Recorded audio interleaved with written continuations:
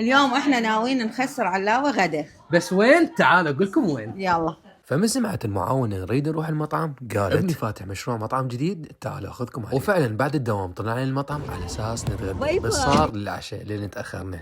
وهسه حاليا احنا وصلنا للمطعم هذا هذا. علي راح يعزمني وراح اخسره فلوس الاكل.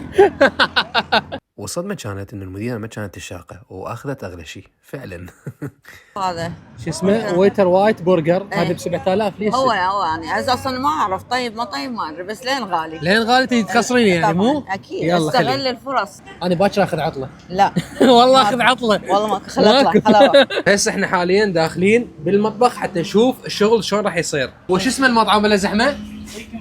ميكن امريكان. هي هاي السالفه اللي تضوج بالاسم. اسمه بريكن باد برجر. وانا اعرف راح تسالون عن مكان وين. مكان المطعم هذا الحلو صاير بالبياع بشارع الضغط وبيه قعده عاليه حلوه، والحلو بالموضوع عندهم خدمه توصيل مجانا، وهذا هو دعم المشروع. شباب حبوا يعتمدون على نفسهم. ونسيت اقول لكم انه اللحم عندهم عراقي خالص 100%، وهذا هو الاكل اللي عندهم، واكيد كان تقييمنا كلش ممتاز.